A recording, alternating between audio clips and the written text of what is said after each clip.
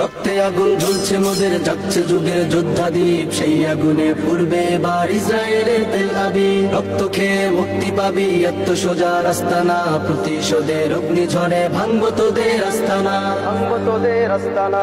ঘর ছেড়ে আজ আমরা হাজির শত্রু সমর বন্দরে, আল আকসার বিজয় ধ্বনি বাজছে মোদের অন্তরে। সংহতি প্রকাশ করব আমাদের মুসলিম ভাইদের উদ্দেশ্যে।